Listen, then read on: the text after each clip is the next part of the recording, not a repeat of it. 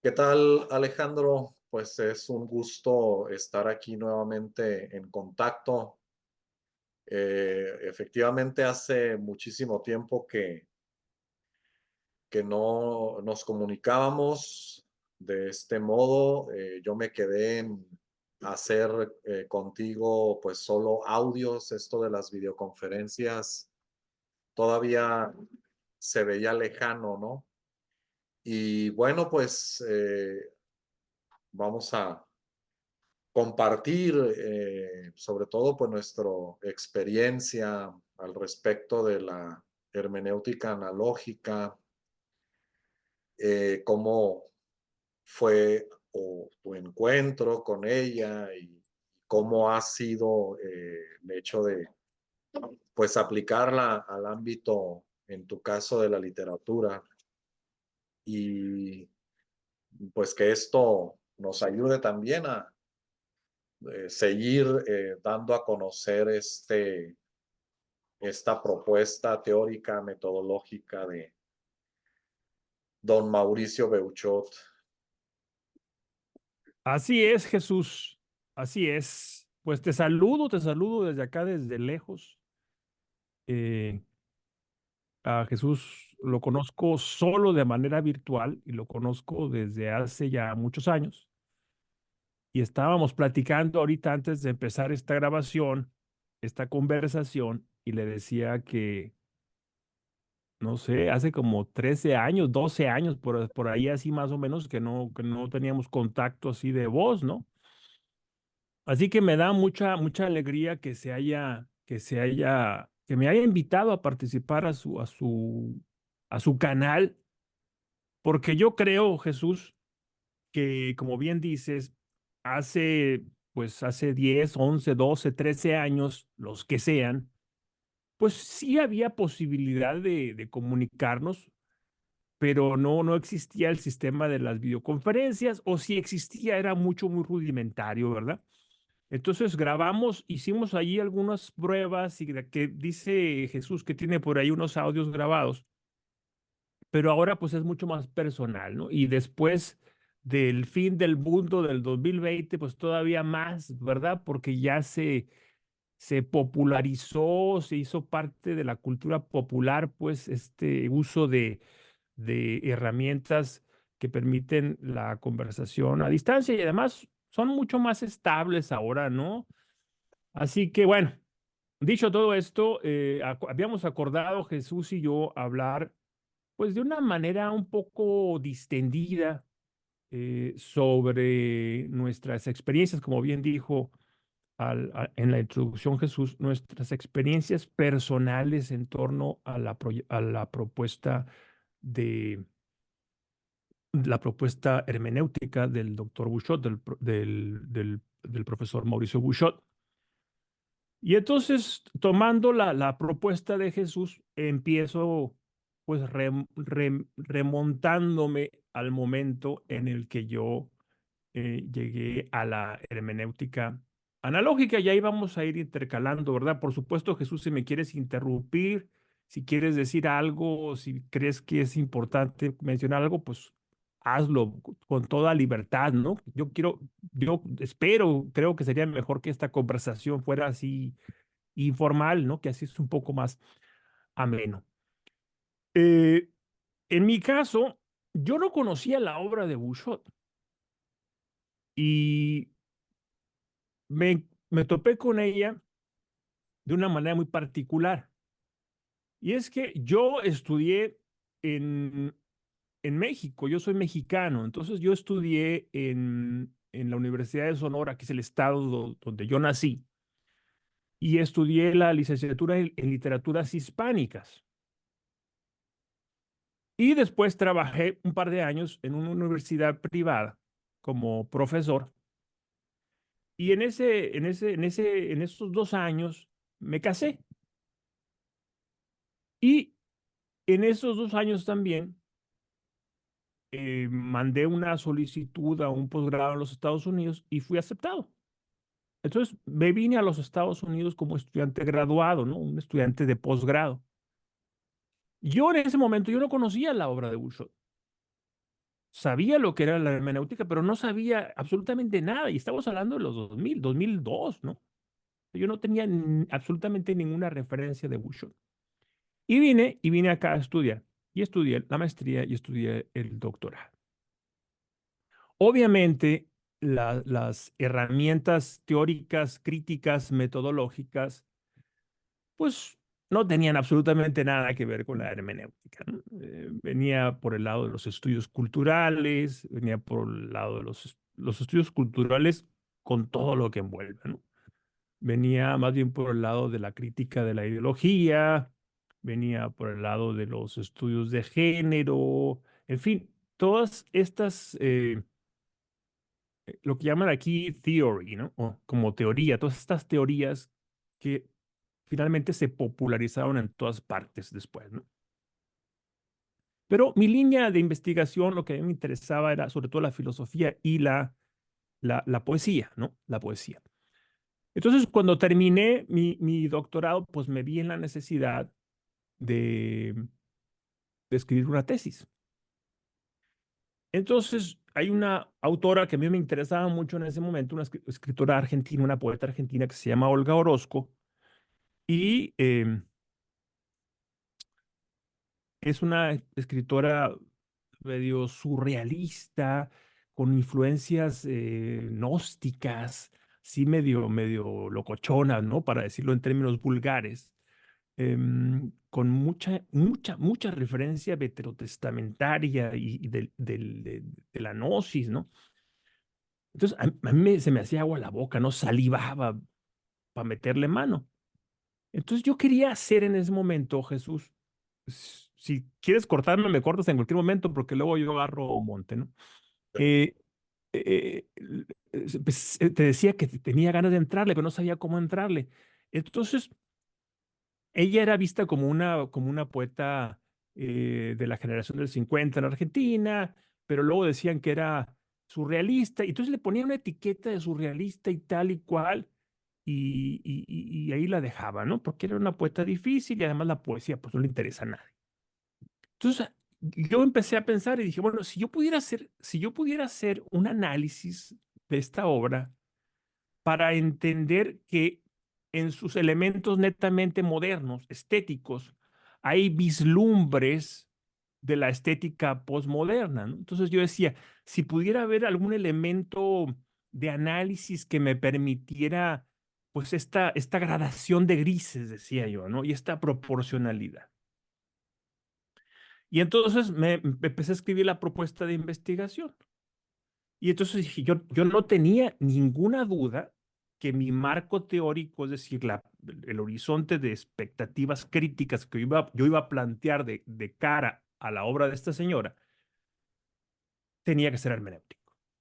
Yo sabía que precisamente por eso había escogido esa obra, porque no tenía absolutamente nada que ver con toda esa baraúnda, con todo ese ruido teórico en el que yo pues, me desenvolvía cotidianamente.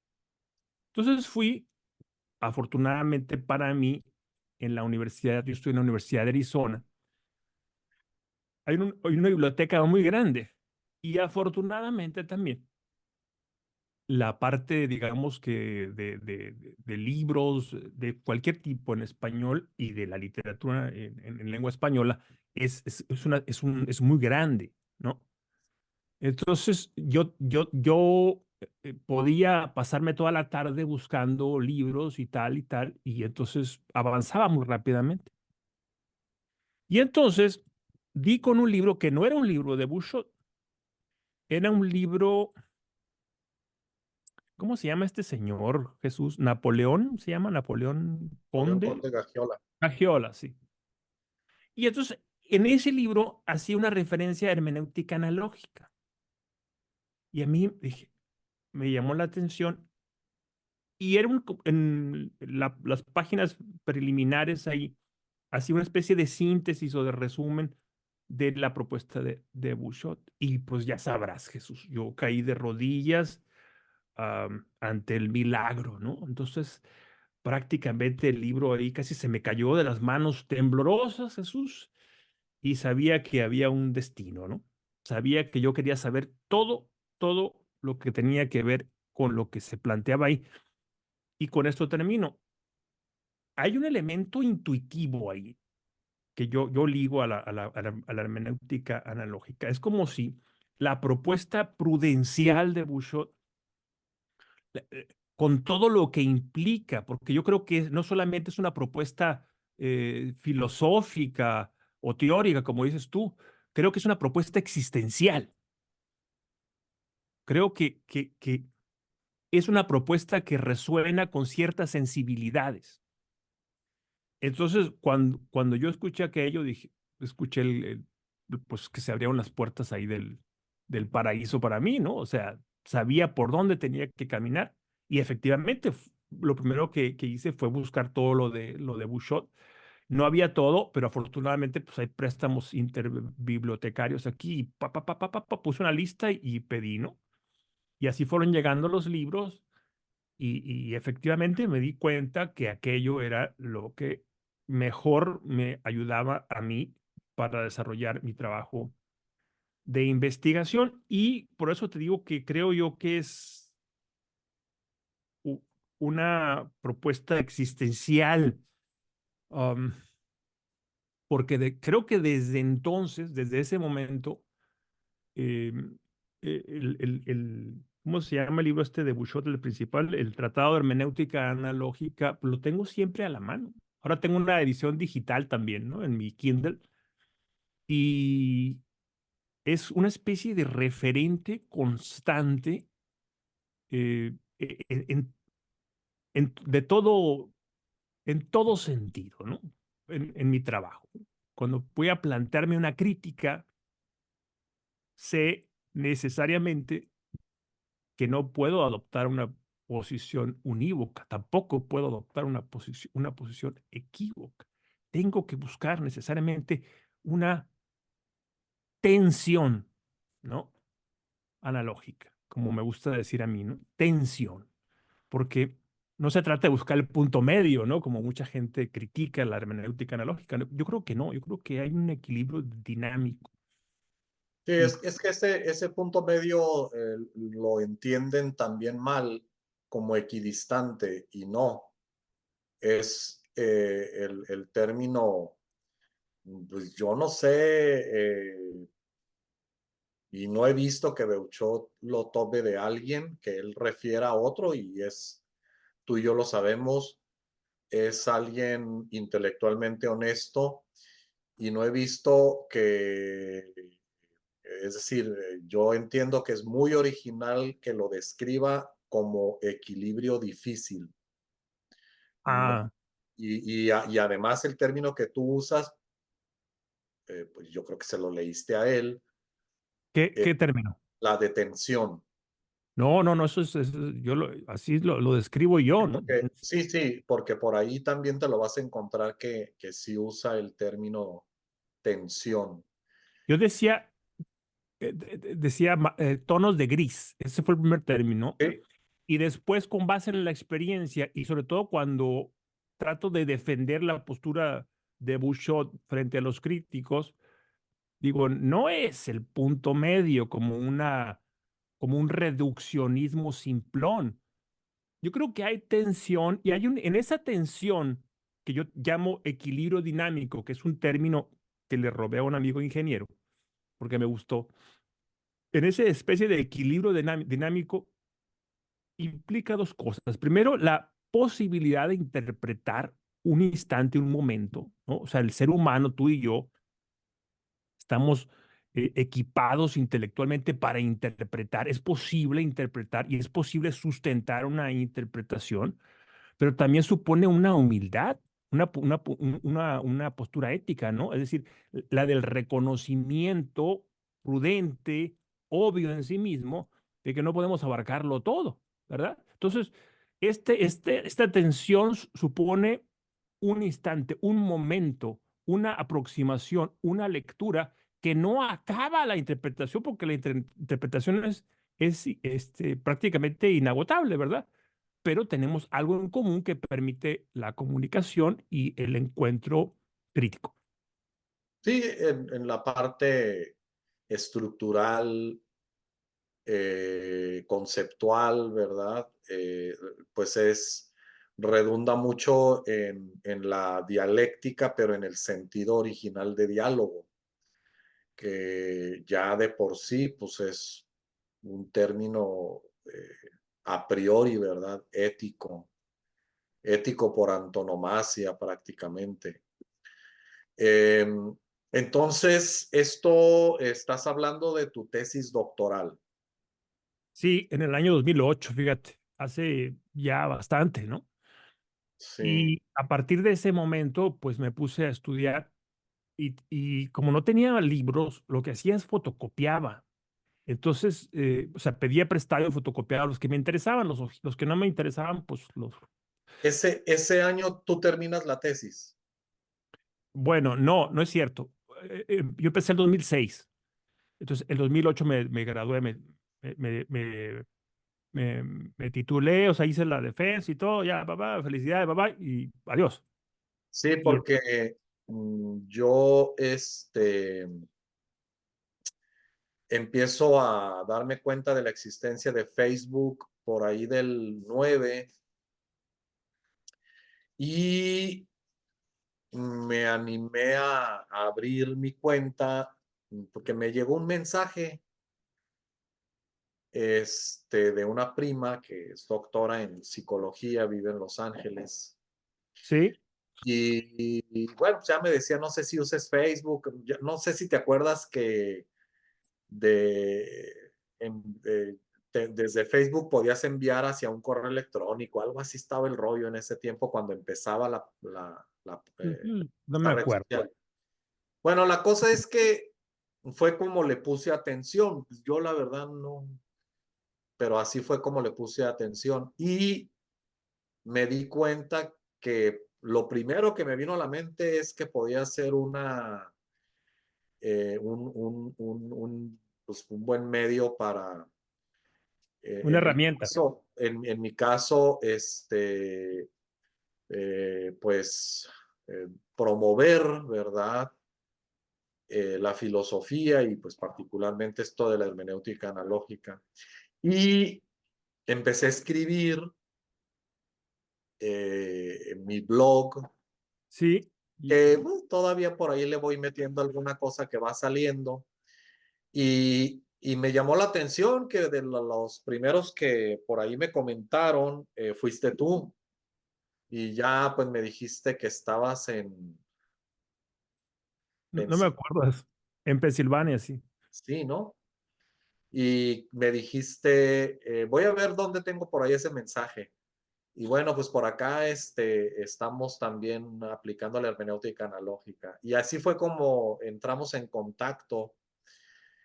¿Cómo se llama tu tesis? Se llama, uh, ¿cómo se llama mi tesis? Se llama Olga Orozco, la poesía de Olga Orozco, dos puntos, un modelo de doble lectura. No, pues ya estás haciendo.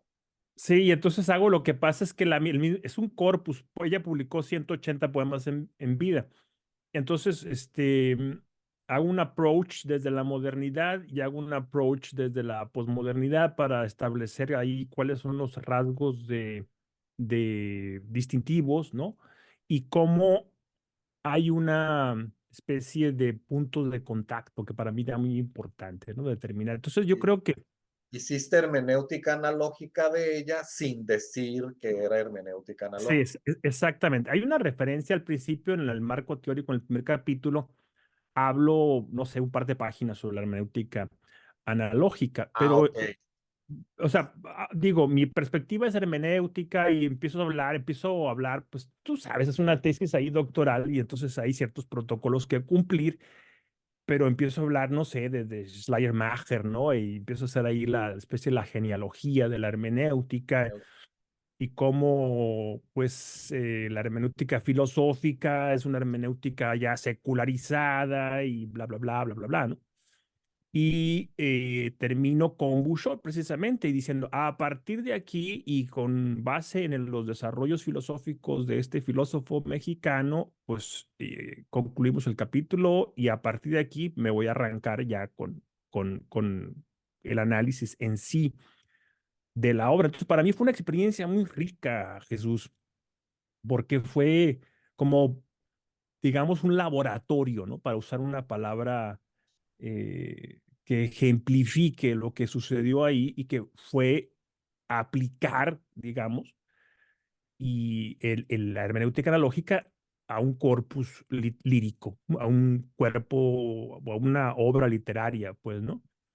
Y uso el término laboratorio con grandes comillas porque cuando he discutido con algunas personas, de pronto lo que quieren, lo que quieren es una especie de recetario, ¿no? Entonces, quienes hacen análisis de obra literaria o de obra cinematográfica o de arte en general, desde corrientes teóricas posmodernas, por llamarlo, por poner la etiqueta así, ¿no? Pues lo tienen mucho más fácil, ¿sí? Porque en realidad lo hacen desde una especie de visor ideológico, ¿no? Entonces, 2 más 2 es igual a 4 y se acabó, ¿no? Entonces, si decimos, aquí está presente el feminismo radical de fulano, o aquí está presente los elementos del no sé qué onda gay, LGBT, o aquí está presente no sé qué cuestiones transnacionales.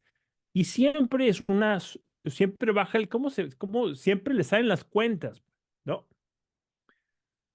Pero en el caso de la hermenéutica analógica, y es algo que yo enfatizo, y supone una problematización y por tanto una especie de actitud no tan receptiva, es cuando les hablo de que frente a la hermenéutica analógica, yo como alguien que ha utilizado o que ha vivido, para decirlo mejor, la hermenéutica analógica, yo no les puedo dar un recetario, ¿no? Así como si fueran a hacer, qué sé yo, una torta y un pastel o unas galletas, ¿no? De hecho, O- ese es un problema, el mismo Beuchot lo refiere. Bueno, aunque él a los que menciona que caen mucho en en eso es cuando la propone, la lleva con los pedagogos. El pedagogismo de hoy, pues es lo más lamentable que le ha ocurrido al pedagogismo de hoy, hacer de la pedagogía, y digo la pedagogía en el sentido más amplio, clásico y creo yo que hasta fino y por eso rico de la palabra, la están reduciendo a puras recetas, ¿no? Ujú, Entonces, ahora yo en lo personal, pues también, ya cuando se trata de que estás diciendo implícitamente, ¿verdad? Que hay que recuperar el orden del pensamiento, no en el sentido que está por demás criticado por los antirracionalistas, antiilustrados, etcétera, por los posmodernos, pues, ujú. pero hay, pues aquí cito a Beuchot, hay un nuevo orden de racionalidad. Creo que así es como subtitula el Tratado de Hermenéutica Analógica, punto, y luego dice hacia un nuevo modelo de racionalidad, ¿no? ¿Y qué le pasa al poema entonces cuando se le maneja, diría Beuchot, en un univocismo o en un equivocismo? Bueno, ahí hay que pensar en términos estéticos, ¿no? Es decir, mm, entendiendo la estética como un cumplimiento de ciertos valores o de ciertas, bueno, esa palabra está muy devaluada, ¿no? Sí, ciertas virtudes artísticas, diríamos, ¿ya? que supone que la obra tiene un carácter trascendente, ¿no? Entonces, si le damos un valor unívoco, lo que sucede es que despojamos a la obra de su carácter artístico y la convertimos en una ecuación, simplemente, ¿verdad? O sea, Que, sí se ha caído en hacer del poema una ecuación. bueno, claro, en algunos momentos sí ocurrió. Y mira que, te lo confieso, te lo pregunto como una de las personas que hay más ignorantes en cuanto a poesía. Sí, sí, sí, evidentemente, evidentemente que ha habido momentos en la historia de la crítica en los que se planteaba pues una aproximación netamente estructural, ¿no? A la obra. Entonces, por ejemplo, mira, en los Estados Unidos hay una escuela crítica que se llama The New Criticism o el nuevo criticismo, que plantearon frente a quienes suponían que la obra era un vehículo ideológico, dijeron, no, no, no, no, no, eso no nos interesa. Vamos al poema, vamos a la obra. Y hacían un análisis que le llamaban close reading o una lectura cerrada, donde decían, a mí lo que me interesa son las palabras del poema. Entonces vamos a analizar aquí el poema palabra a palabra y no vamos a decir que el poeta quiso decir tal. El contexto de la obra no nos interesa. El contexto o la intencionalidad autoral no nos interesa. Entonces, estos cuates, como te das cuenta, pues buscaban un santo grial unívoco de la interpretación. Eran un poco como la avestruz, ¿no? De hecho, yo alguna vez tuve un rifirrafe, como dicen por ahí, respetuoso, con un profesor muy viejito, ¿no? En que yo le decía, oiga, profesor, los contextos pues, son necesarios. Es necesario entender cuál es el contexto, qué otras obras se están produciendo en el momento en el que este autor está produciendo su obra. No es decisivo, a lo mejor, pero es necesario entender. No, no, no, no, no, no, pamplinas, tontería, tontería. No. Al libro, al texto, al texto, al texto. Oiga, pero ¿qué intencionalidad? A mí no me interesa. Todo lo que se necesita para escribir poesía es un buen diccionario, decía. Y le pegaba a la mesa. ¿No? Un buen diccionario, eso es todo. Entonces, una visión dogmática, ¿no? ¿No? Dogmática. Entonces, el reverso o el anverso de la moneda sería el equivocismo y sería la visión totalmente relativista en la que se supone que no es posible una interpretación. Entonces, de hecho, una interpretación es algo casi, casi anecdótico, ¿verdad? Entonces es donde yo básicamente reacciono emocionalmente, que es mentira, no es emocionalmente, reacciono ideológicamente de cara a un texto. Entonces yo le estoy poniendo al poema o a la obra literaria lo que me sale de ahí mismo, ¿no? O sea, lo que yo quiero ponerle, lo cual es una falsificación del acto mismo de la interpretación. ¿Verdad? Donde cada chango a su mecate, ahí yo le pongo de mi cosecha lo que ponle, ponle. Y publico ahí, no sé, cualquier cantidad de artículos diciendo lo que me pase por la cabeza, ¿no? Entonces ahí tampoco, entonces ocurre una interpretación. Yo estoy, digamos, falseando la obra, ¿no? Entonces ahí viene como anillo al dedo la noción de Bouchot, ¿no? La noción de la analogía. Entonces, porque de pronto me di cuenta muy al comienzo de mi carrera, digamos, ¿no? Como hermeneuta analógico, me di cuenta que los análogos, los prudenciales, llevamos la de perder, Jesús, porque nos tenemos que agarrar con los de allá y con los de acá, ¿no? Estamos con dos frentes. De Y hecho, esa es una, eh, eh, se puede tomar como la prueba de que estás precisamente en ese, cito a Beuchot, en ese punto fronterizo, eh, donde precisamente la primera impresión de los dos lados es, a unos les vas a sonar conservador y a los otros les vas a sonar liberal, Totalmente, de totalmente. izquierda o de derecha, que entre paréntesis, esa dicotomía para mí es lo más desgastado, sobre todo en el ámbito político, es donde más se ve que para lo único que sirve es para manipular. Y creo que el reto mm, para buscar, si ya desde ahí estás llamando la atención, si ya de ahí se te está observando, eh, el siguiente paso es hacer ver, si no la novedad, lo novedoso, ¿verdad? Ujú. Y claro, también creo que con los que ya no se va a poder dialogar, pues es con los que ahora se dice en redes sociales son nada más haters, ¿no? Ya, ya, sí, sí, sí. Claro, pero es que en redes sociales hay mucha, ese es es territorio comanche, ¿no? Sí. Ahí es un simulacro donde impera la impostura y pues no es una cosa seria. Digamos, me concentro en el mundo offline, como dice, ¿no? En el mundo de la realidad tridimensional, ¿no?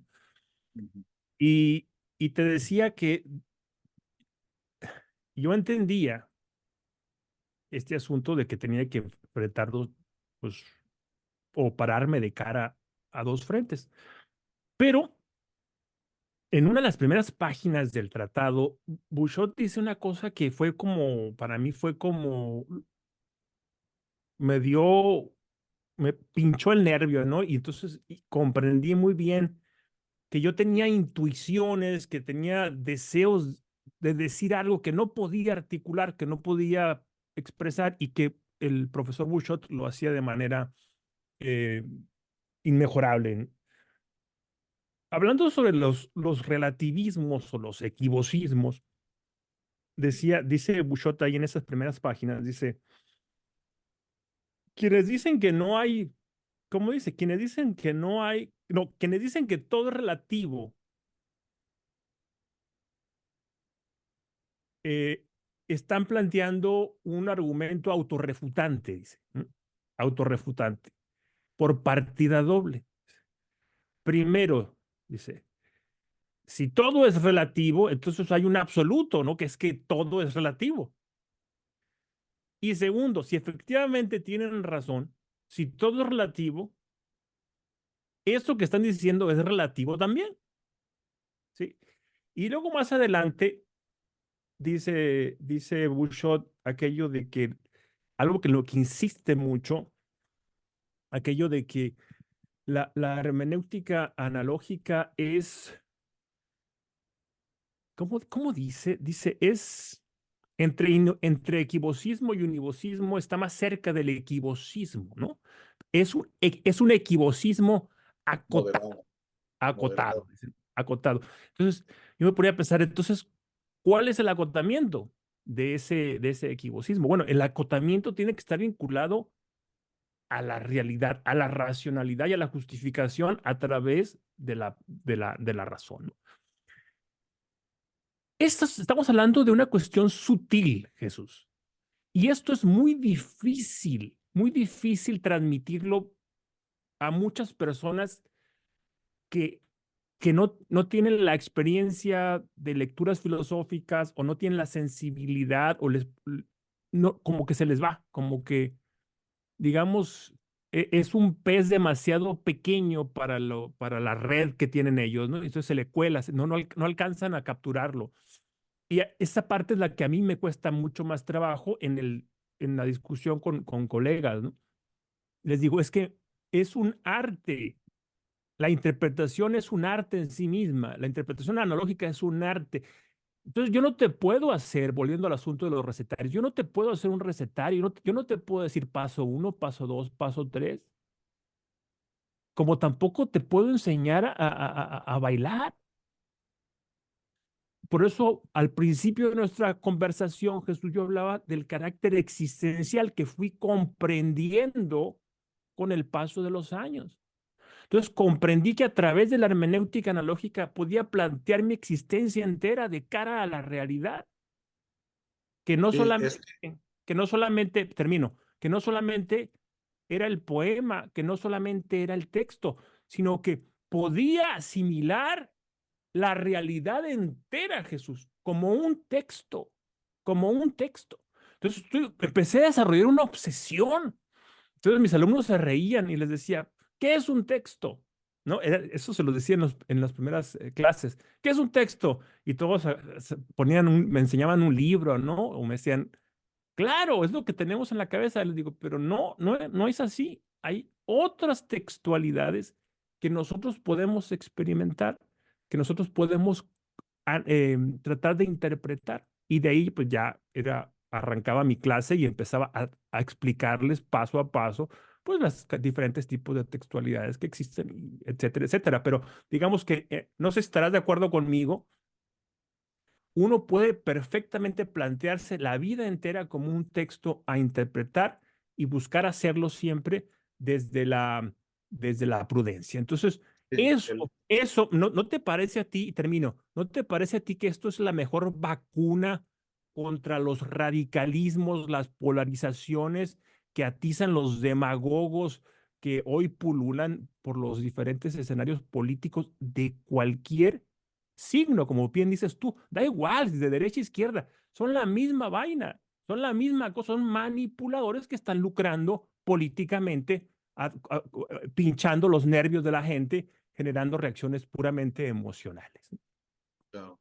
Sí, bueno, texto, yo parto, pues obviamente de la parte, pues también estructural, ¿no? De la hermenéutica, que bueno, pues una de las originalidades de Beuchot es precisamente tomarte de la mano mediante una síntesis y en ese sentido, texto es todo aquello que tiene polisemia.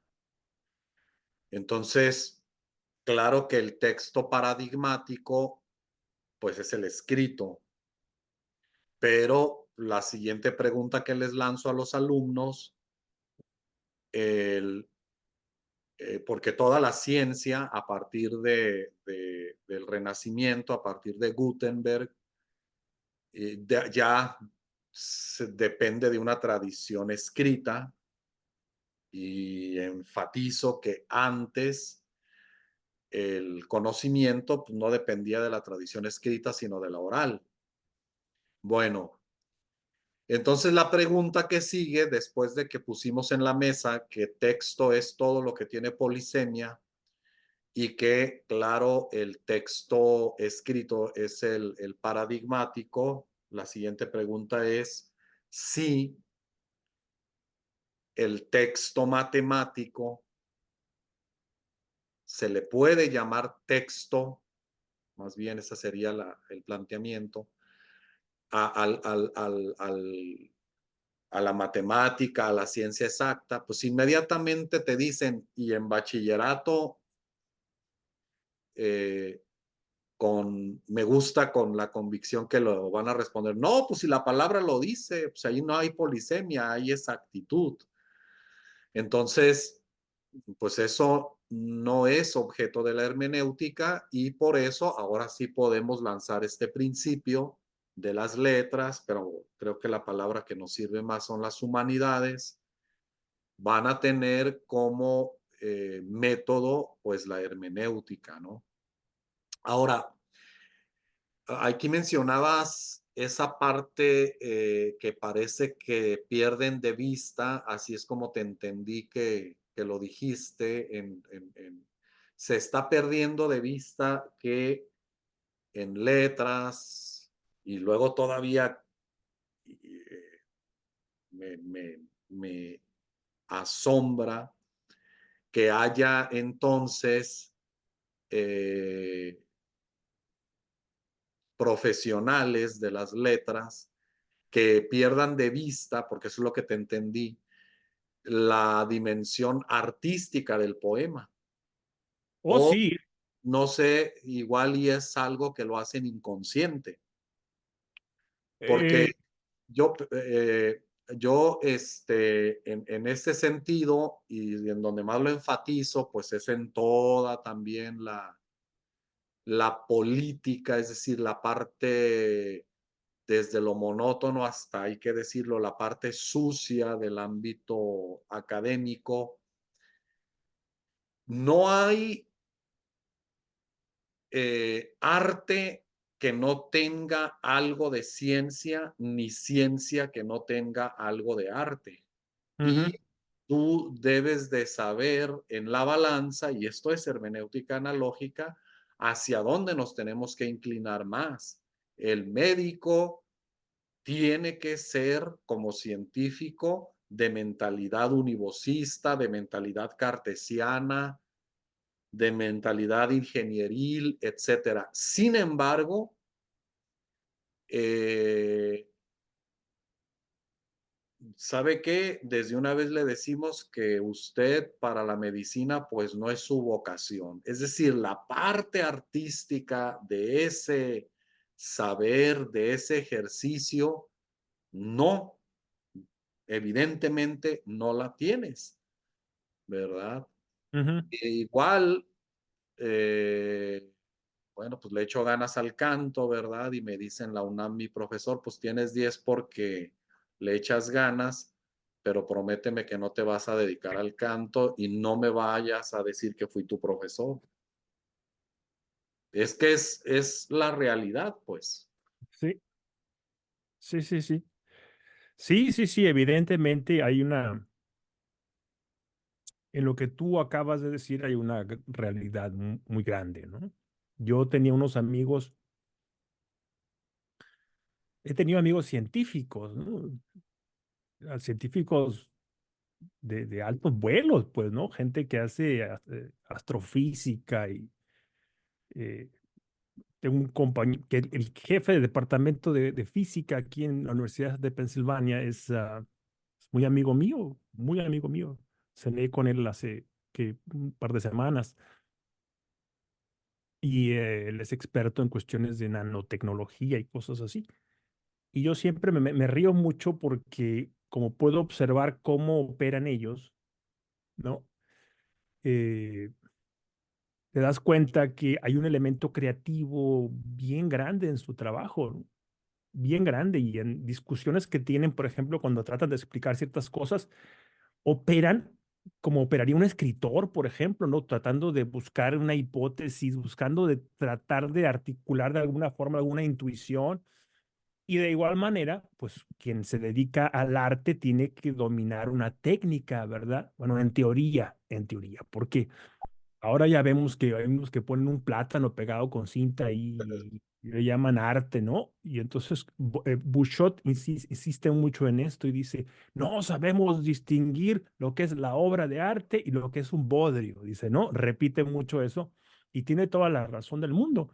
Ahora, en el mundo de la academia, tú me preguntabas que si había académicos, de gente dedicada a las humanidades que desdeñaban el aspecto artístico. Sí, sí, porque la noción de obra de arte la consideran una noción caduca, ¿sí? Y entonces piensan que la obra no es obra, sino que es simplemente un documento, ¿no? Es decir, un vehículo a través del cual el autor va a mostrar, va a ser ¿cómo se llama esto? Una declaración de principios, ¿no? Un statement en inglés, ¿no? A través del cual van a vehicular sus ideologías. Entonces, el poema, la película, la pintura, lo que sea, le sirve como un vehículo, insisto, como un escenario sobre el que van a desplegar sus ideas, sus ideas. Eso es lo que importa. Lo demás da igual. Como el arte ya se acabó, dicen ellos, ¿no? Como el arte ya murió, el arte ya se acabó y palabras más, palabras menos, artistas somos todos. Hay gente que cree estas cosas que estoy diciendo, ¿eh? No es broma. Sí, Entonces, sí. pues, da igual, pues yo voy a decir, me levanto en la mañana, me rasco la barriga, no sé qué, ya, ahí está. Está hablando del tedio, de la alienación del hombre del siglo XXI de cara al neoliberalismo y capitalismo salvaje. Ya tienes un artículo sobre, ¿me entiendes lo que te digo? Sobre una cosa intrascendente. Entonces, te decía al principio, una falsificación. Y lo terrible del caso es que bastante extendida, ¿no? Bastante extendida. Ahora, todo esto, lo que te comentaba al principio, antes de que empezáramos a grabar, todo esto, toda esta laxitud, toda esta desarticulación posmoderna, pues ha generado una reacción natural, ¿no? Porque no somos tú y yo los únicos que nos damos cuenta que hay mucho de charlatanería, ¿no? El problema es que esta reacción es una reacción igualmente ideológica, ¿sí?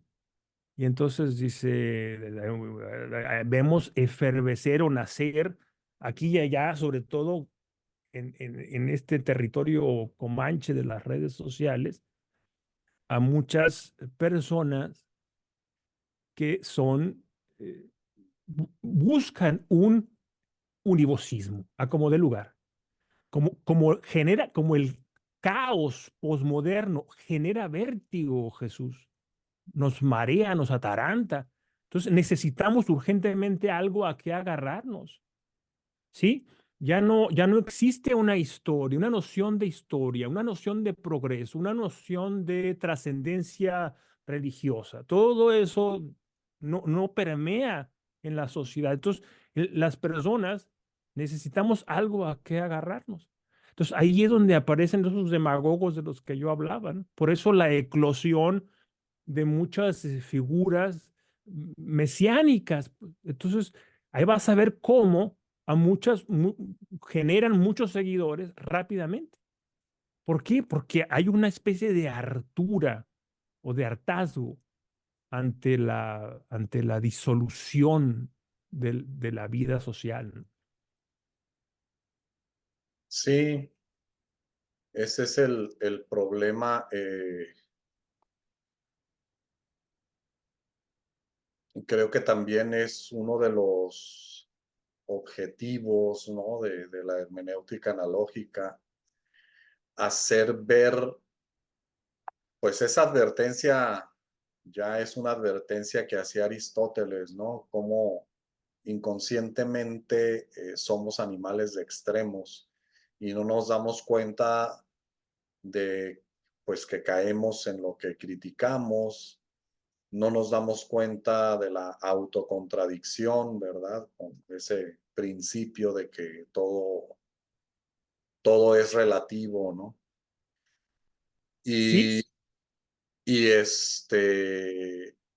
y lo más lamentable es que en filosofía, y yo creo que se puede decir también en tu ámbito, eh, es lamentable las modas, ¿no?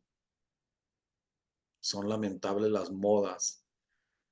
Ya eh, eh, son muchas las razones de la incomprensión, sobre todo en latitudes como en México, de la filosofía y luego del filósofo. Claro, pues la ignorancia, el poder, lo que menos quiere es que haya una educación pensante, etcétera, etcétera. Pero cuesta trabajo poner en la mesa que también esa es una causa, es decir, el mismo filósofo tiene la culpa, ¿no? Por estar enganchado en las modas y esas modas eh, en el círculo vicioso de los academicismos, ¿no? Entonces no hay una actividad apostólica de la filosofía, militante, apostólica, ¿verdad? De presencia. Cuesta mucho trabajo. Sí, porque vivimos en la era del like, pues, ¿no? Del me gusta, Sí, y entonces hay una especie de tiktokización, digamos, ¿no? De la práctica académica. Y entonces mucha gente dice, ¿para dónde va la marea? Pues para allá, pues para allá, pues para allá me voy. Esa es la tendencia, ¿no? No dice de trending topic, dicen en inglés, ¿no? Es la tendencia, el top, pues para allá me voy. Y ves que hay gente que, ¿dónde está? Hacen una especie como de estudio de mercado, sondean por dónde va la cosa y pues por ahí se arranca. ¿Por qué? Porque buscan visibilidad, lo bus- redituable. buscan estar en onda, pertenecer a una marea, ¿no? Ahora, Sí. y yo te hablaba hace unos minutos cuando te hablaba de las polarizaciones, ¿no? Qué curioso cómo el irracionalismo posmoderno de pronto es criticado, hay una reacción de otro signo, pero igualmente irracional, ¿no? Entonces vivimos en una era profundamente emocional y como tú bien sabes, porque tienes la formación de ello, pues las emociones no son buenas consejeras, Jesús. Y entonces están todo mundo crispado desde el irracionalismo, aunque sean diferentes las trincheras. Ahí es donde la noción de la frónesis, la noción del arte de vida, la noción de la prudencia, la noción de la sensibilidad existencial. Decía, acabo de ver hace poco una conferencia, creo que no me acuerdo si fue en la UNAM o no sé dónde fue, de Jean Grondin, ¿no? Que hablaba de la sensibilidad hermenéutica. Me gustó mucho la palabra que utilizó. Grondin tiene un libro que se llama El sentido de la vida. Entonces, eh, asume la noción de la hermenéutica como una forma de vida.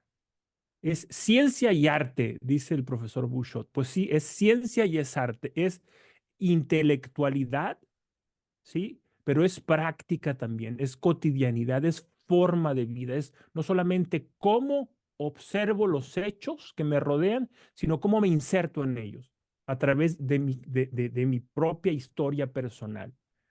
Y a mí me parece, no sé qué pensarás tú o qué pensarán la gente que nos esté escuchando, pero a mí me parece, como dices tú, fascinante, porque es una invitación a esa militancia o esa, no, militancia no me gusta, a ese apostolado, decías, ¿no?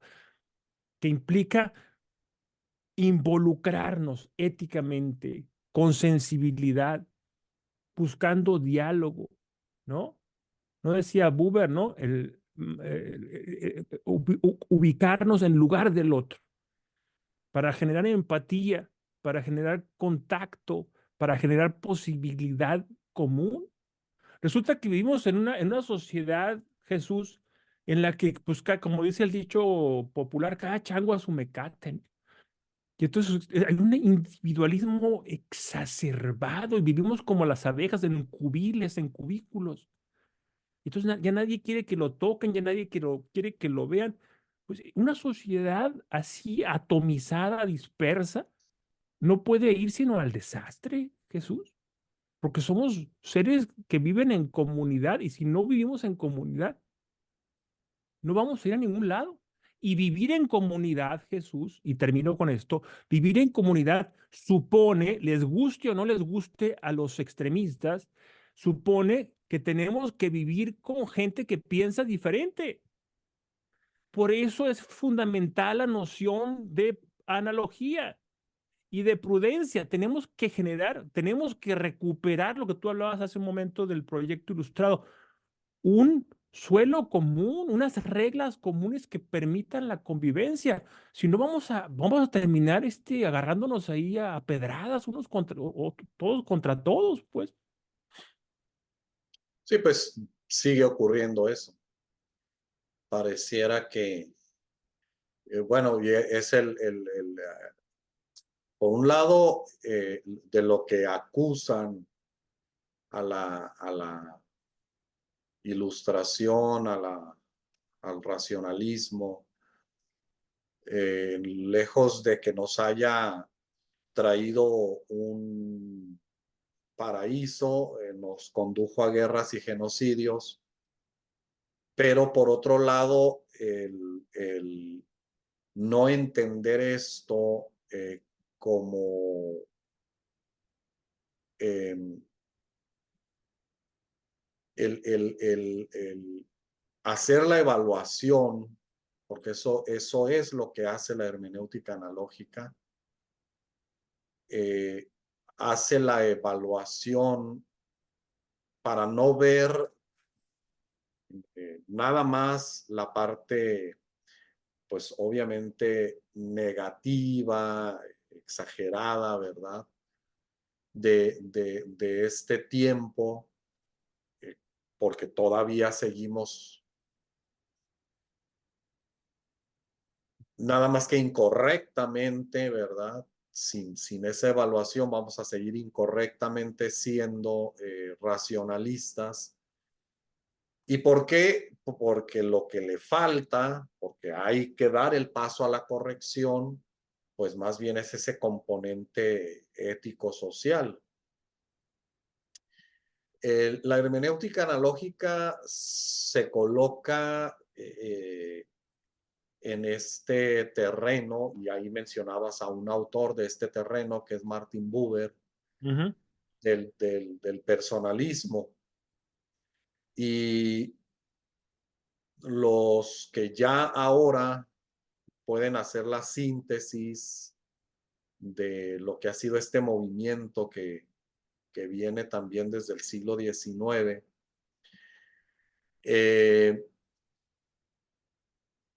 hablan del personalismo como una corrección a la corrección del famoso existencialismo tradicional, de la angustia después de Kierkegaard, porque él, que como padre del existencialismo, no sé por qué no olvidaron que la angustia es una angustia ético-existencial en el reto, ¿verdad?, de saber ser libre y responsable. Grosso modo, así quiero resumir la idea.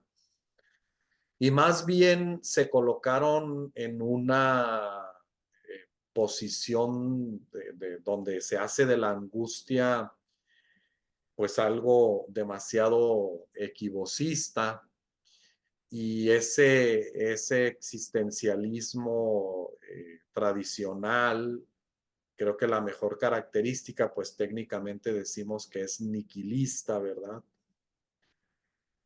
Del vacío, etcétera, que va a terminar diciendo Sartre que el infierno son los otros. Eh, pues esa quiso ser la propuesta a la egología, ¿verdad? Al individualismo. Y entonces, pues hay quien le llega a decir Levinas, de este elenco de personalistas, Sí, a Heidegger, que precisamente cae en lo que critica, si está criticando eh, Heidegger, está criticando pues la egología, pues acá también se cae en una egología, aunque de otro modo, ¿no? Entonces son, pues, otra vez, ¿no? Los extremos. Eh, en lo social y político se confunde los derechos del hombre con los derechos humanos en el sentido clásico, ¿no? Ese concepto ilustrado de derechos del hombre, ya nada más la expresión que está en singular, pues está justificando el individualismo. Por ahí hay una presentación, no sé si la viste, que hace Jean Grondin de Beuchot y la hermenéutica analógica, ahorita que lo mencionabas. Sí. Este, pues con toda esta reflexión que ahorita también hacías, ¿no? La hermenéutica así se recibió, dice Beuchot, como algo que justificaba el relativismo. Y en las conferencias por ahí que he dado de hermenéutica analógica, ¿Que la hermenéutica justificaba el individualismo? sobre todo el equivocismo. Mm, ya, eh, como, digamos, el o sea, fenomenológico. sí, sí, pero también una fenomenología un tanto chafa, ¿no? O sea, una fenomenología reduccionista en el sentido de que es una percepción, pues simplemente, Caprichosa, caprichosa. sí, caprichosa, donde se confunde el pluralismo con el relativismo, ¿no? Ujú. Este, entonces, la hermenéutica, bueno, el término con el que se plantea es que se recibe como anti-ontológica, como que la hermenéutica justifica la superación de la metafísica, ¿no? Ah, claro, pues eso me remite a Bátimo, ¿no? La noción de Sí, sí, sí. la ontología débil, ¿no? Bátimo es muy inteligente porque dice, sabe Pero perfectamente fíjate que ontología débil ya es una corrección a la ausencia total. a la ausencia total, ¿eh? Pero es que Bátimo es muy inteligente y entonces dice, no, no, no, no, no. Necesitamos una ontología débil para que lo que estamos diciendo aquí tenga algún sentido, porque si no, se diluye todo, ¿no? Se diluye. Yo a mis alumnos les digo, cuando hablo de la ontología, les hablo de, imagínense un rosario, un rosario que tiene cuentas, ¿no? Entonces la ontología es el cordón. Si rompemos ese cordón, pues las bolas se van por todos lados, ¿no? Entonces se pierde la unidad, se pierde el sentido de la comunidad, se pierde el sentido de un saber común y nos hundimos en la noche de la barbarie más elemental, ¿no? Que es lo que muchos desean, que es lo que muchos quieren, que es un absurdo, ¿no? Un absurdo. Yo lejos de eso que tú estás diciendo, yo creo que la hermenéutica necesita, reclama una, una interacción constante con el otro. La interpretación nunca es una interpretación en vacío, hay una comunidad interpretante, ¿no? Que funciona en virtud de una tradición.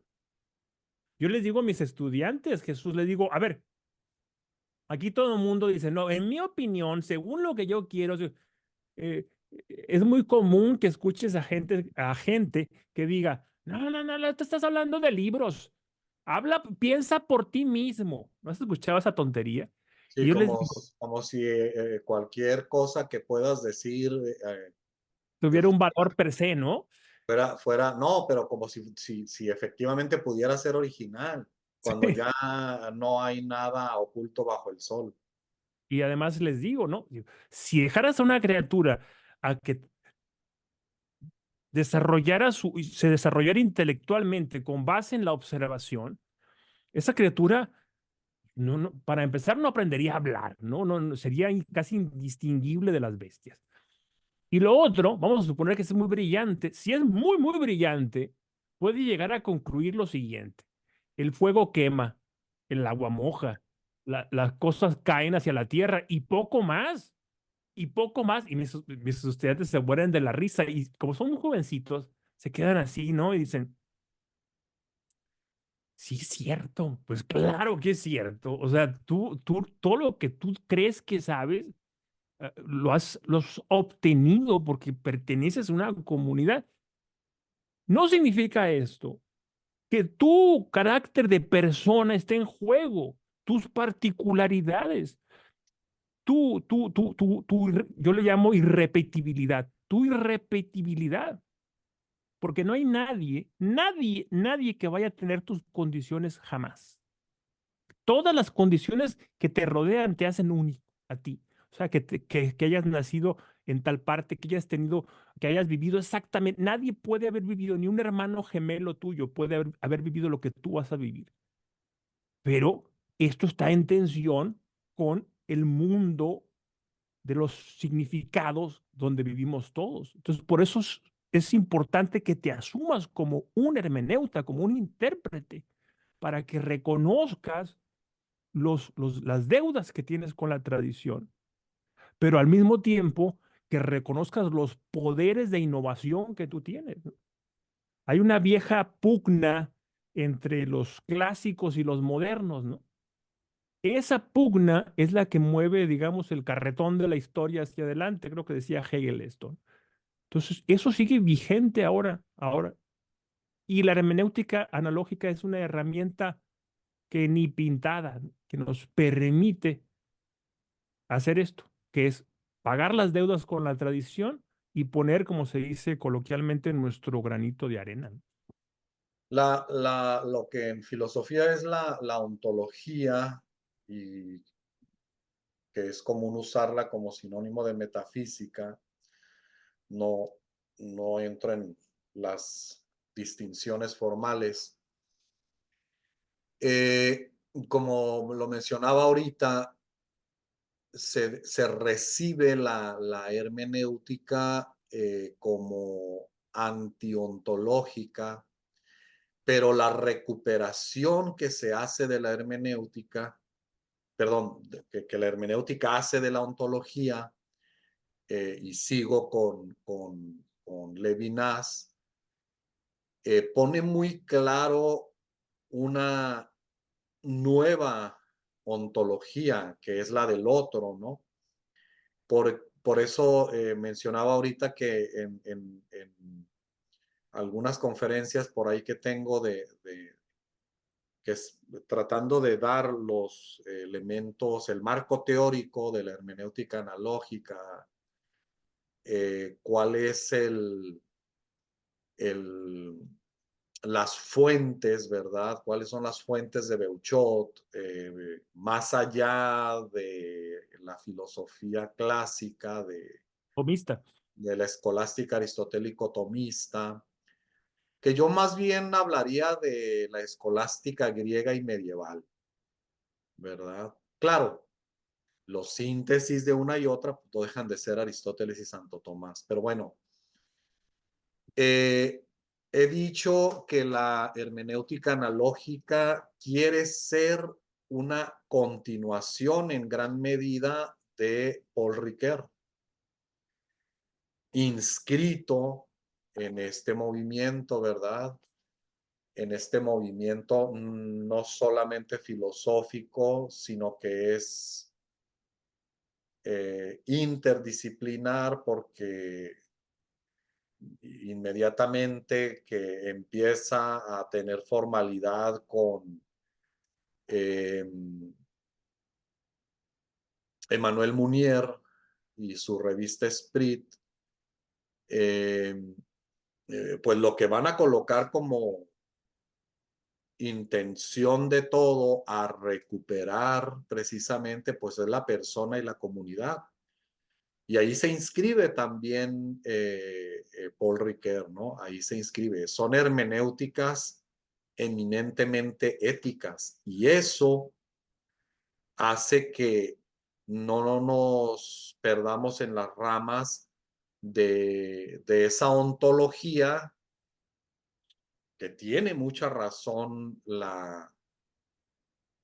pues el movimiento postmoderno, por llamarlo de algún modo, en criticarlo, ¿no? Porque en el fondo, ¿verdad? Está esa epistemología de los modernos que confunde el ser o la realidad con el pensamiento. Y, y esa es, eh, eh, pues la gran corrección, ¿no? Que se hace con la hermenéutica analógica y que como método pueda tener su lugar y de ahí todo el movimiento que se ha dado desde 1993-94, que, Sí.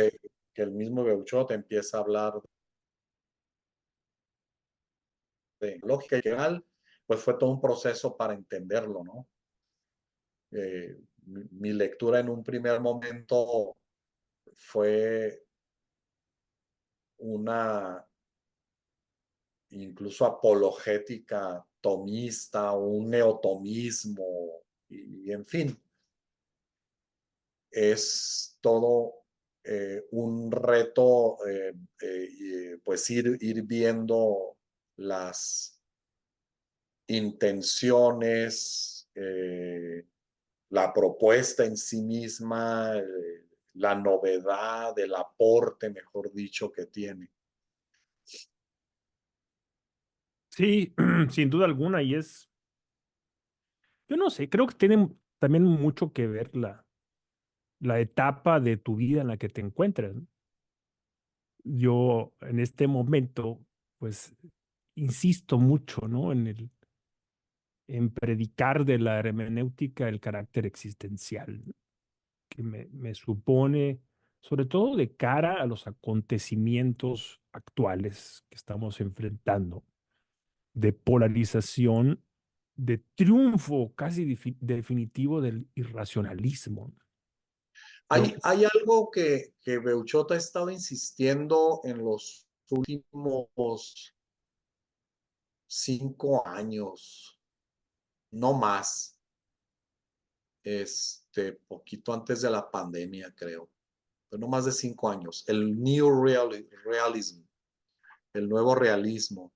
ujú, Dice, búsquenlo en inglés para encontrar el filosófico, porque si no, nos vamos a encontrar primero el literario, algo así. ujú. Y, ¿Y a qué se refiere? y ahí se refiere a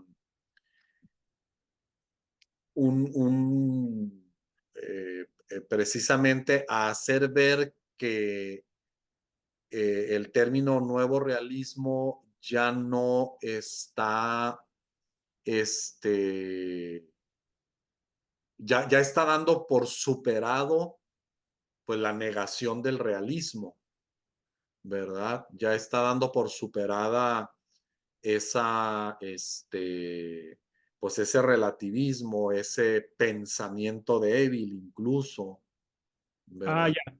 Es como, digamos, una revuelta.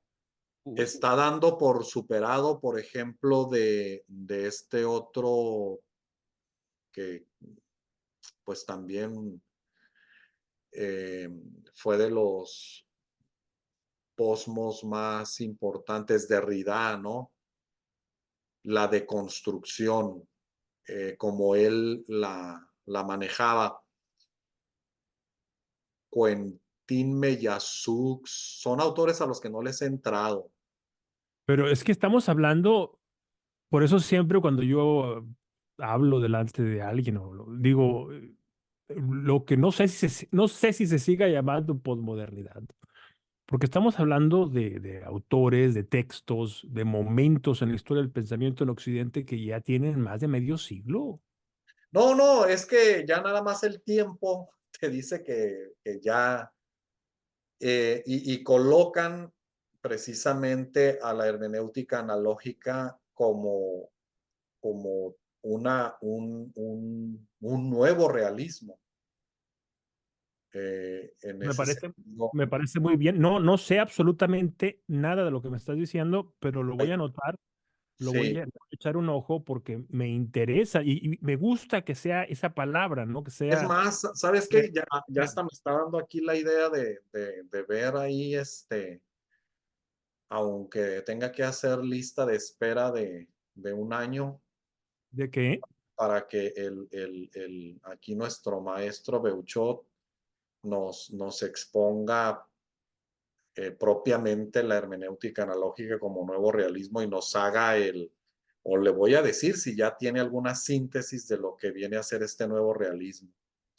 Porque es Sí. un movimiento, él simplemente dice que pues es un movimiento de pensadores jóvenes ahorita, que no llegan ni a los 40 años, pero con una intención muy seria.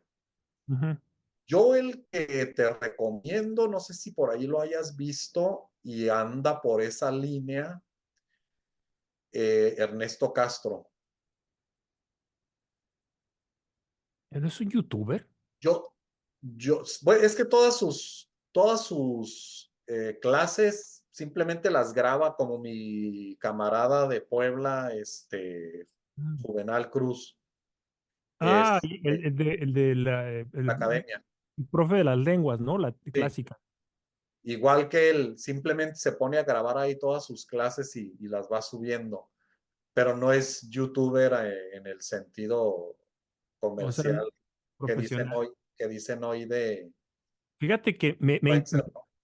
me, me, me voy a poner a eso, a estudiar este asunto, porque yo, una de las frases que repito mucho en los salones de clases es la siguiente. El hermeneuta debe tener la mala costumbre de ser buen amigo de la realidad.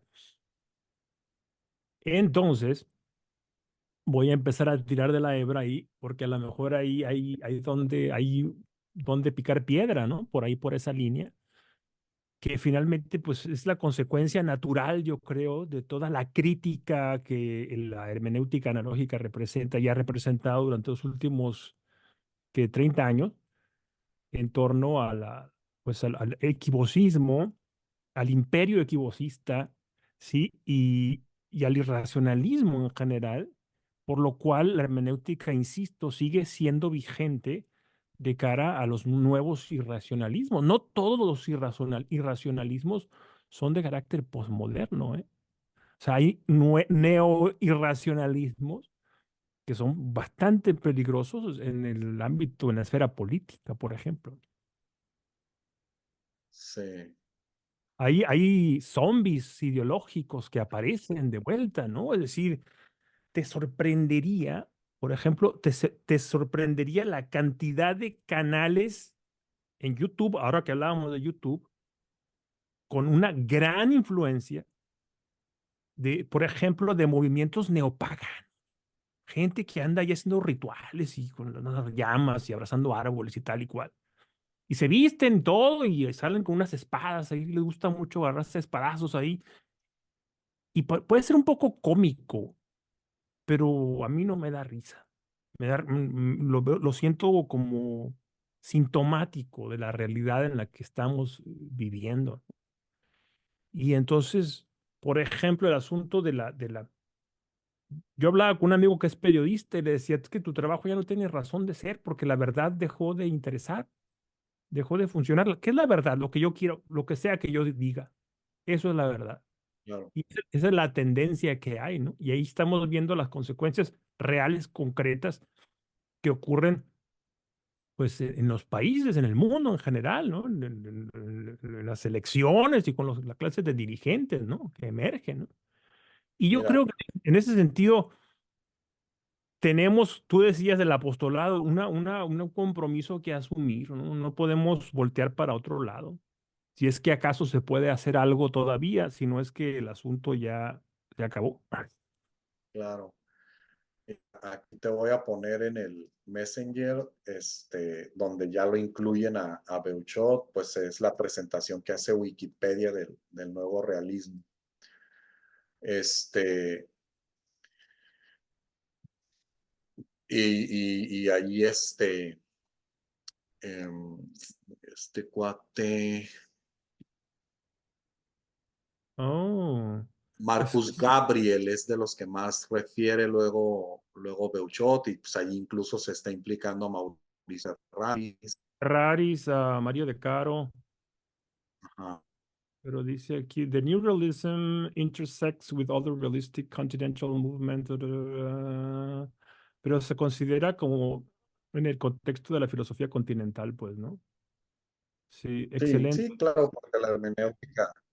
Y ahí está, hablando de filosofía continental, como el aparato crítico que implica la hermenéutica analógica, pues incluye también la filosofía, la no continental, ¿no? Eh, porque pues, toma en cuenta aquí al padre del pragmatismo norteamericano, Pierce, a Peirce, a Charles Sanders Peirce. En el binomio símbolo-icono, ahí se están juntando las dos tradiciones. Bouchot tiene Ahí una gran devoción por Pierce, ¿no? sí, sí, Sí, sí, uno de los conceptos más útiles para mí de Pierce es el de abducción, ¿no? Em, sí, sí, es que la analogía es abductiva, esa es la que, hipótesis. que refleja, que refleja muy bien la noción Pero, del círculo hermenéutico, ¿no? pero fíjate, en los, Ah, yo te pasé un video en el que hablaba sobre el círculo hermenéutico, ¿no? creo que sí, en los noventas, pues sí, cuando empieza a hablar de hermenéutica analógica, luego que los que también ya le empezaban a seguir la pista me decían, dice, pues ahorita lo que está haciendo Beuchot es integrar el icono, pero bueno, el término y la estructura pues, viene de Peirce. Eh, Sí, sí, lo explica de una manera magistral, Pierce. sí, y yo no veo antes de los noventas que ya lo haya implicado. A lo que voy es que estamos en la década de los noventas, en la segunda parte, porque pues aquí ya más bien hay que hablar del 95 al 2000, donde pues la gran novedad era simplemente Internet, ya te podías dar el lujo, porque pues fueron mis tiempos en los que yo estudié filosofía, ya te dabas el lujo de consultar mucho, bastante, pero las bibliotecas pues aún seguían teniendo la vida tradicionalmente útil. Y yo no sé hasta dónde, en el caso de Beuchot, que no es muy amable con la tecnología, este, hasta dónde era consciente de la mentalidad icónica del sujeto de hoy. Y a esto agrégale que pues, ya hablar de Internet y redes sociales, pues ya no es la gran novedad, cuando ahora ya tenemos que entender la inteligencia artificial. Eso es lo que te iba a mencionar, ¿no? La suplantación de la realidad, ¿no? Por un Sí, icono perfecto ahí, o sea, no sé cómo llamarle, ¿no? Que supone evidentemente, pues un debate no solamente filosófico en el sentido hermenéutico, ¿no? Sino ético también, ¿no? sí y bueno, esta parte que pues viene a ser en lo que más estás eh, profundizando la hermenéutica analógica como hermenéutica existencial, yo les digo a los alumnos, ¿cómo te sientes? Y les digo siempre entre paréntesis, conste que casi les prohíbo que digan me siento o yo siento que, cuando no encuentras el icono ahí en el smartphone, en la computadora, ¿cómo te sientes? Y todos se quedan, ay, sí es cierto, como que, o sea, los niveles de ansiedad y estrés suben, si no es que se deprimen, porque entendamos la definición. que el icono nos hace ir de la parte al todo, nos hace comprender, nos da una, existencialmente dices tú, una seguridad. Entonces, en esos años, ¿verdad? Que pues fueron cuando yo empecé a tener contacto con él, a trabajar con él, que así me orientaba alguno por ahí. Tienes que empezar a ver, dice, cómo ya está buscando la integración del icono.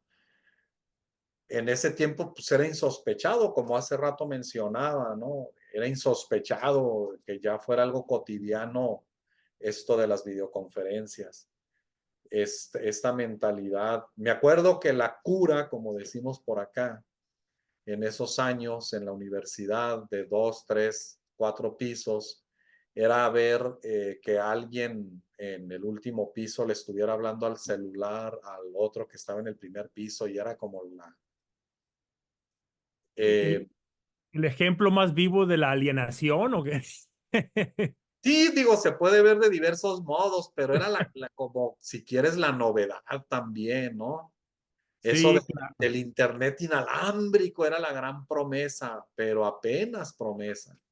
Mira, cuando salió cuando vi el primer anuncio en la tele en el 2007, me parece que fue el 2007, finales de 2006 puede ser, del iPhone.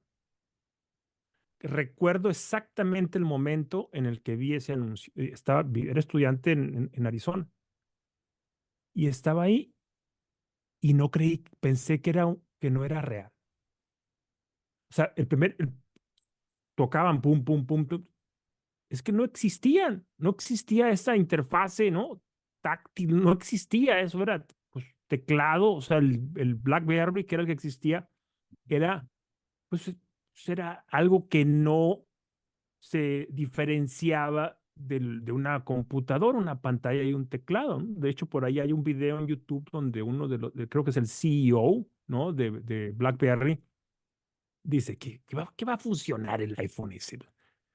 ¿Quién va a comprar un teléfono sin teclado? Decía el hombre, ¿no? Pero Fíjate. hicieron filas como se hacen cada año para Black Friday, Pues para comprar imagínate. ese iPhone. Y cuando vi el primero, así que vi una compañera que tenía uno y me acuerdo que, ¿dónde está mi teléfono, por cierto? Ya me voy a poner ansioso porque no lo tengo. Bueno, eh, y entonces lo agarré así y lo volteé y cuando lo volteé, Jesús, se acomodó la pantalla. Yo casi pego un grito.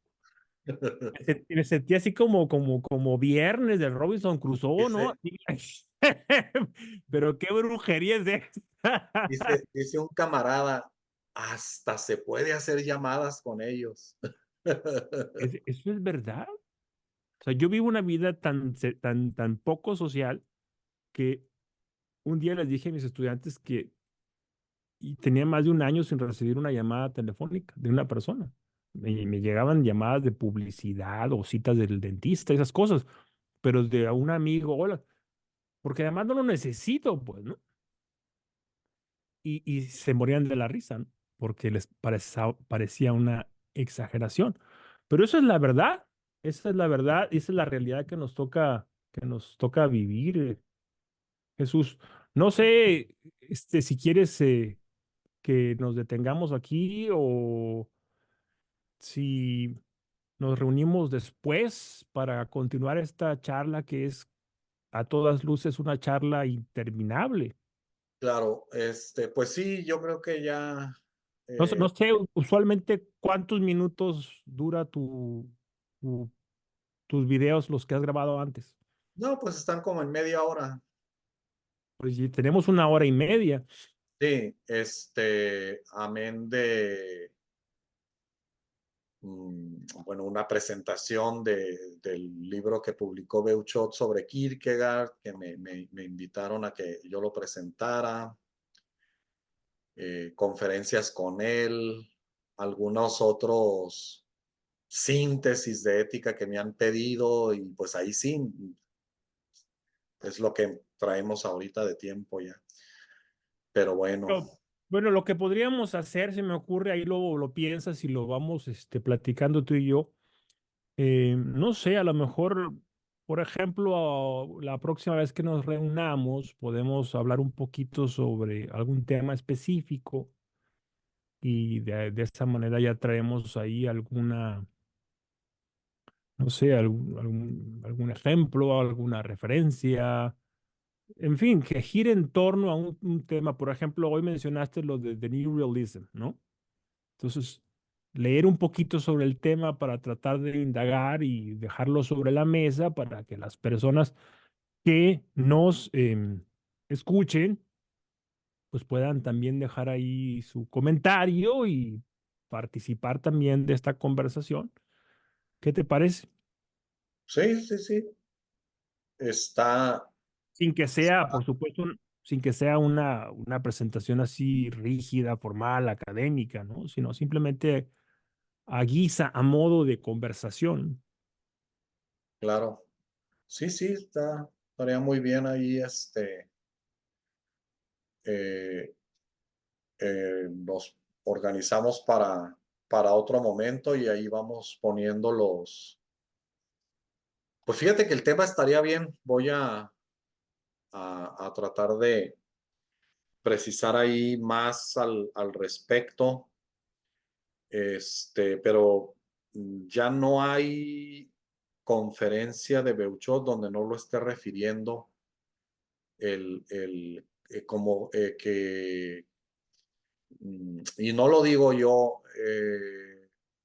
se me fue el nombre de este filósofo de la UNAM, que de hecho ha sido el coordinador de filosofía ahí, compañero de él.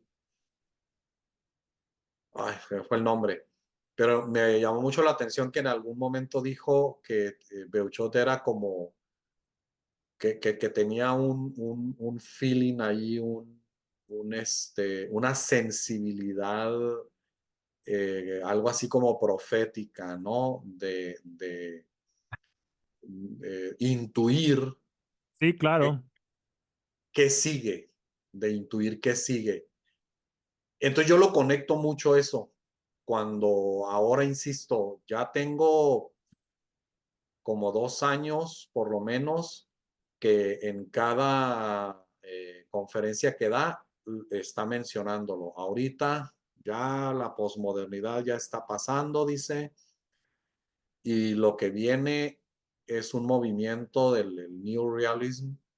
Dice, pero búsquele philosophy, dice, porque también hay literatura, que pues en tu ámbito lo vas a entender más, ahí si entras al otro.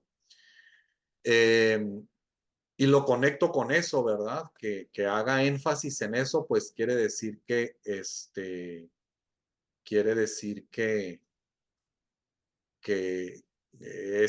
serio, ¿no? Y bueno, pues lo presenta como un movimiento de pensadores muy jóvenes, pero que va por ese lado, aunque no lo menciona por ahí, porque pues es demasiado joven, es Ernesto Castro. Yo di con él porque le hizo es un español, le hizo una entrevista ahí en su cubículo en la UNAM. Y ya luego lo empecé a ver con otras exposiciones En la UNAM, ¿quién le hizo una entrevista? el Ernesto Castro, ¿A quién? a Beuchot. Ah, ya. Dice, pero estoy viendo aquí, dice New Realism, dice que es de principios del siglo XX.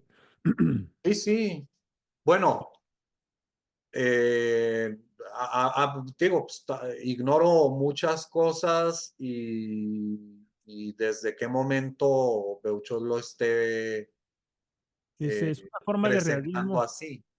es una forma de realismo que fue desarrollada al principios del siglo XX en oposición al idealismo y que enfatiza la distinción entre el objeto y el acto de sensación y que sostiene la realidad de un mundo objetivo independientemente de la mente o de la mente que lo percibe, ¿no?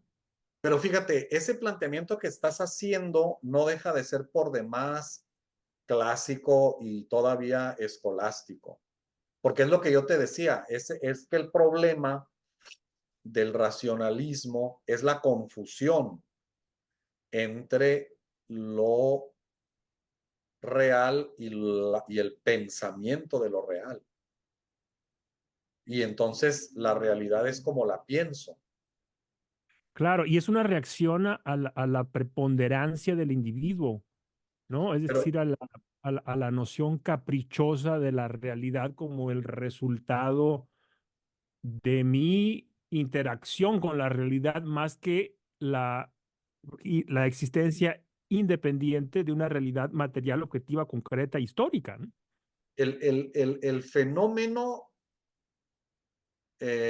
como algo que encuentras con la dichosa fórmula de Husserl, de la epogé, es lo que aparece a la conciencia, pero si esa fenomenología clásica de él no pierde de vista sus cimientos clásicos, es una fenomenología realista. El problema es, y allí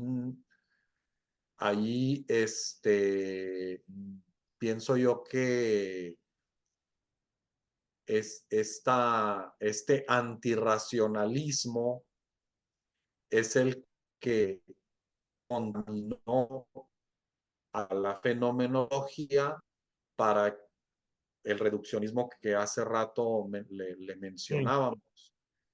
Eh, entonces, el otro problema muy serio de la filosofía es que precisamente y en eso, precisamente en sus inicios, en los 90s de la hermenéutica analógica, se hacía mucho énfasis en no confundir la ontología moderna, que no es otra cosa más que epistemología, con la clásica, que es desde donde pues, se va a replantear este nuevo realismo, ¿no? Que ahorita mencionabas que lo podemos ver que data desde inicios del siglo XX. Pero acá el asunto, pues ya es un movimiento, pues en el que yo veo sobre todo superando a estos dos que para mí son los estructurales de todo el rollo posmoderno, que son Bátimo y sobre todo Derrida, ¿no? Con la dichosa deconstrucción, que no es otra cosa más que deconstrucción del sujeto. sí, Y la hermenéutica, creo que esto lo, lo, lo manejas mejor tú que yo en letras, es hacer metáfora de la metáfora. Y es un metaforismo, ¿no? A lo que se conduce. Y de ahí ya viene toda esta cosa barata de sentirte el poeta anónimo y todos esos rollos.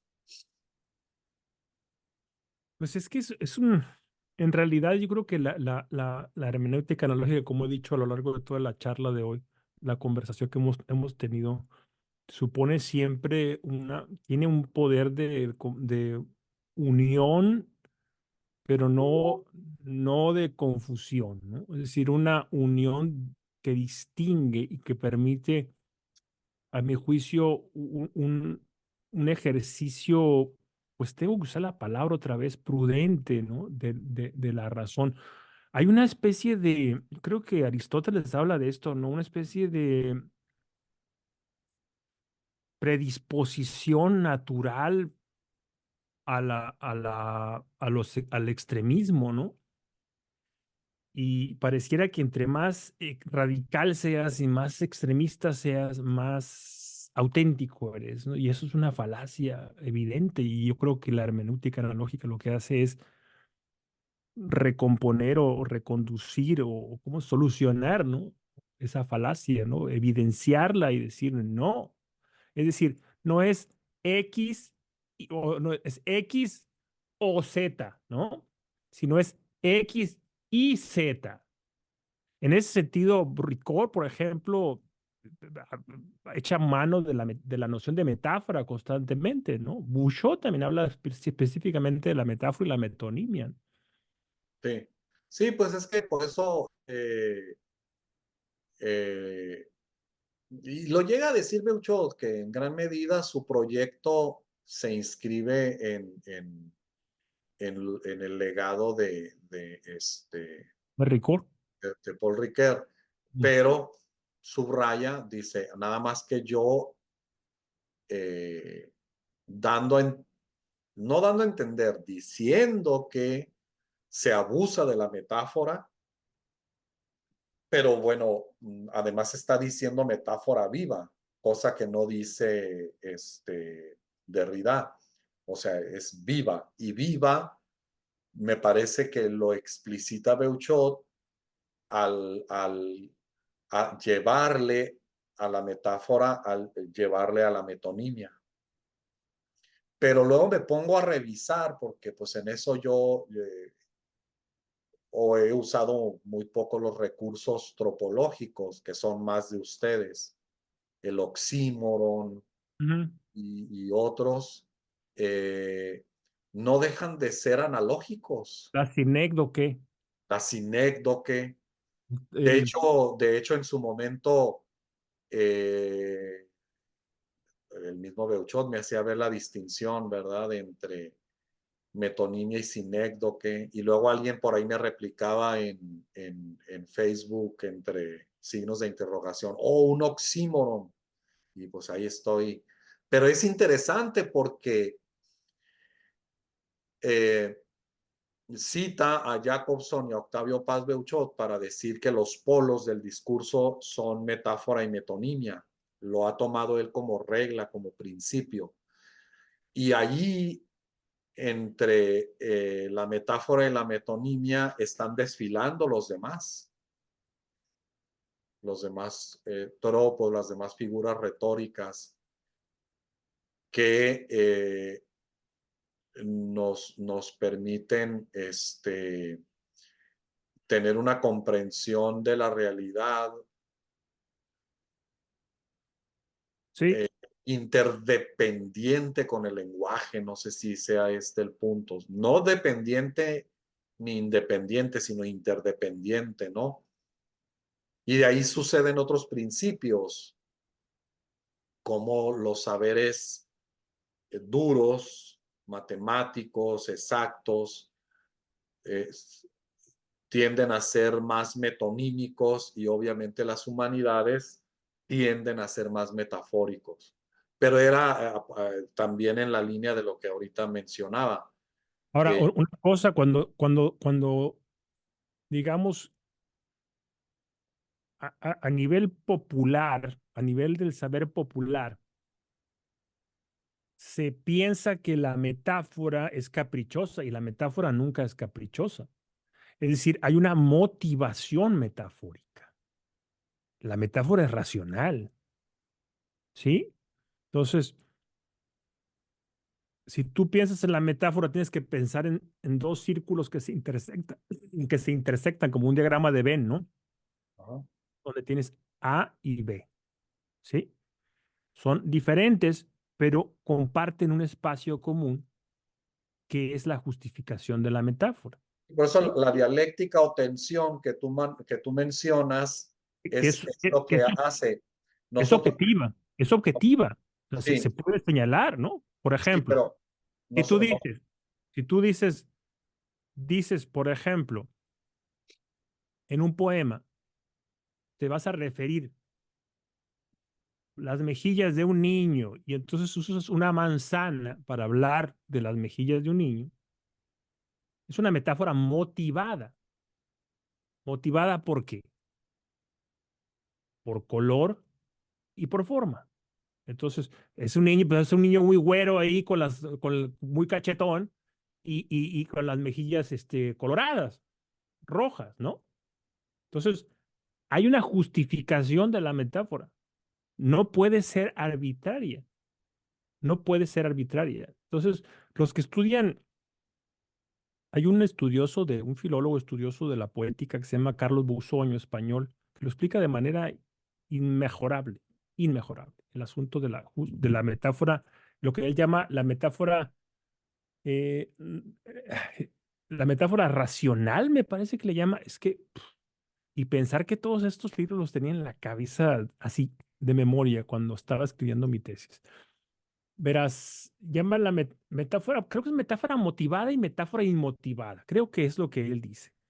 Entonces él dice que con el advenimiento de las vanguardias a principios del siglo XX hay una ruptura con esa noción clásica, si tú quieres, de la motivación de la metáfora. Entonces los surrealistas empezaron a hablar, por referirse a unas mejillas de un niño, hablaban de cohetes, por ejemplo. ¿Por qué? Pues porque se me dio la gana, punto, ¿no? Entonces hay una dislocación de esa vinculación metafórica, ¿no? Y hay un ejemplo que viene en un libro maravilloso que se llama Diccionario de Retórica y Poética de Elena Berenstein, una profesora de la UNAM. Es un Pues es el, maravilloso. pues es el, Marav es el diccionario de Beuchot, de es, Einstein. es maravilloso. Entonces, ahí dice, Berenstein habla, pero de la manera más concreta y completa que yo he conocido, incluso más que Boussogne. Y habla, por ejemplo, de cómo a los autores fueron transitando de la metáfora motivada, para decirlo en términos de Busoño, a la metáfora inmotivada, es decir, caprichoso. Entonces, la estética ya respondía a una visión ya más dislocada de la realidad. Entonces, la relación entre el referente y el signo, Jesús, se hacía más larga, más larga, más larga, más larga, más larga. Entonces, de pronto ya no era una representación figurativa, ¿no? Sino ya era un ejemplo de esto es Picasso, pues. Entonces, tienes la figura deformada de la visión cubista, pero se identifica todavía el referente. Entonces, por ejemplo, si tú ves el Guernica, pues ves el toro y entiendes que es una realidad atomizada, pero todavía identificable. Esto sucede en las vanguardias. Estamos hablando de 1910, 1920. Lo que viene después ya es ¿cómo se llama? Se pierde ya lo figurativo y se impone la abstracción, ¿no? Que es el paso que sigue a la locura completa, ¿no? A la distorsión completa, que es esto que te acabo de decir, un plátano pegado en la pared, como diría, ¿cómo se llama esa señora que es súper popular, que es crítica de este llamado arte contemporáneo, Avelina Lesper, ¿no? Que es el azote, ¿no? De todos esos autores, artistas contemporáneos. Pero en fin, eso es otro tema y eso da para mucho más, pero pues podemos reunirnos en la próxima ocasión, Jesús, y hablamos un poco sobre el neorrealismo filosófico y cómo podemos vincularlo específicamente con la hermenéutica analógica. ¿Qué te parece? Sí, sobre eso, ahí retomamos. Perfecto. Pues no sé, si quieres, le dejamos aquí. No sé si tienes una despedida formal. Si no es el caso, pues adiós Ahí nos, a toda la gente que nos escucha. Déjenos su comentario. Mira, Jesús, le voy a, le voy cuando a lo... titular mi encuentro con la hermenéutica analógica. Perfecto. Y cuando, O sea, o más bien el encuentro de, y ya hago ahí la arroba de Alex Ramírez con Arballo. con la HA, ¿no? Y cuando lo publiques en YouTube, ahí me pasas el link yo tengo una página ahí de Facebook de hermenéutica analógica y para publicarlo ahí también, para que te sigan ahí la gente que es parte de mi página, pues. Sí, sí, pues yo ahí lo pongo, ahí te voy a, ¿cómo se llama? A etiquetar. Bueno, perfecto, pues entonces no se Ah, diga más, que aquí sea la... tomé unas notas como las líneas principales que pueden encontrar. La hermenéutica analógica como hermenéutica existencial, la necesidad de la hermenéutica analógica para el poema, hermenéutica analógica y ética contra el individualismo. La hermenéutica reclama a la ética como la otra ontología. Pues todo eso lo puedes usar como etiquetas, ¿no? Ahí en el Sí, en video YouTube, que te digo, ahí le tomo nota siempre para pues haces muy bien, porque ver ahí que, yo tomo notas mentales que y se luego, puede luego encontrar las, en eso. luego las olvido. Sale, Bueno, pues nos vemos. Hasta pronto. sale, nos vemos.